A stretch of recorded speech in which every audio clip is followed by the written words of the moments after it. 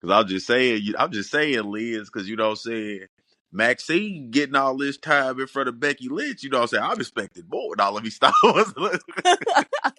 Yeah, No, she dude. she definitely stepped up though. She this was I, I don't know I like what she how said many before Becky even got in the ring. yeah, I don't know how many uh in the ring talking segments she's had, like just her, but Zip. she did pretty good tonight. It's Very crazy few, I would to say. to be this good in your base form. And when I say base, like her beginning, like, to be this good at this level, and you've hardly ever talked on the mic other than when they had you crying because Jag Gable was being mean. It's insane. Like she is insanely comfortable out there for the position that she's in, and it just shows she's gonna swim. She's gonna swim. The grabs have been improving. She got this, bro. She got this. If she's talking that comfortable and that relaxed to Becky Lynch as a babyface, imagine when she's a heel. I think this is also just a testament to how great Becky is. This is the second time we've seen this year. Mm-hmm. Second time this year we've seen Becky help pull that out of somebody. We saw it earlier in the year with Lyra, and now we're Mm, seeing it with Maxine. I And, I will say. Oh, my fault. Continue. no, I'm just saying it. Just I mean, Sports Illustrated has said it. No. Yeah, She's She Becky. the best greatest woman for of a all I reason. time. I think Hey, Becky. and Liz, I know it's gonna sound disgusting that I'm saying this, but it's still true though. She gave made Ronda Rousey give her best promo too. Mm, well, She did. I don't be giving Ronda Rousey no type of credit, but I ugh. No, but that's what I'm saying though. Ronda But yeah, Rousey never had a really no good promos, but the one she did with Becky, you know what I'm saying? I will say the only difference I will say I think Becky elevated both of them. The only difference I will say though, even when Maxine was in like little backstage segments with LA Knight or Max Dupree at the time, I there was always a charisma there.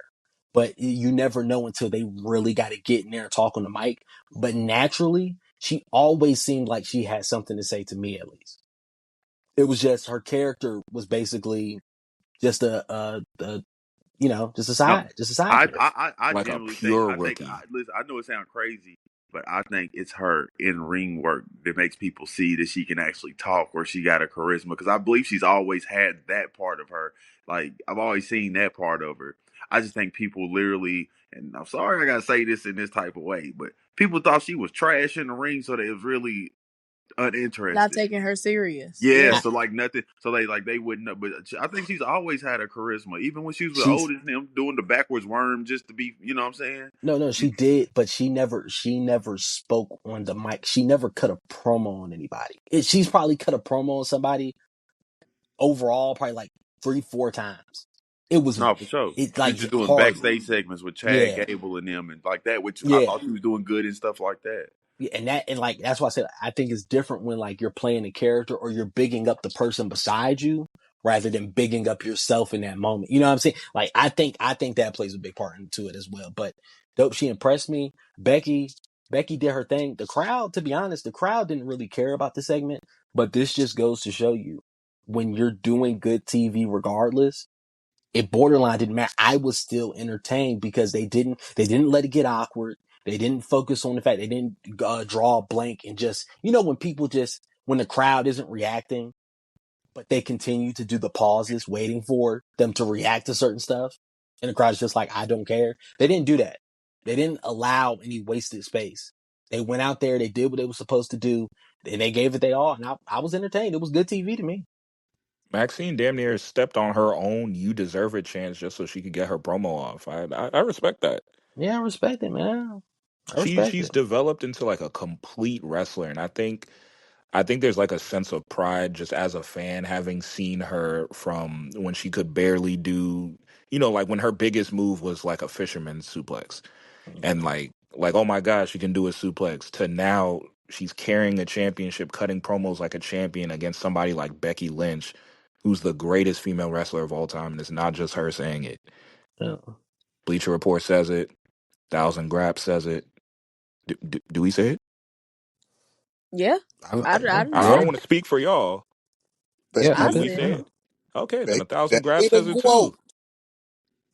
But I think with Maxine, I think this will kind of segue us into a different segment of the night. But for Oh, so me, seeing how Maxine is improving and like just kind of seeing watching that before our eyes, it reminds me a little bit of Liv Morgan. Like being able to like just watch the improvements happen. Like I don't know ah, when somebody actually takes it serious, when you like start somewhere and then like you are improving in the ring, when you're improving on the mic, when you're improving your character work. I think it's stuff like that for me that makes me even more of a fan of those type of people. Especially because she wasn't brought in as a wrestler. Like Right. I think she was just going to be like either a manager position or maybe a backstage interviewer, one of those things, a host. But she got in the ring, she got her hands dirty, and look at her now.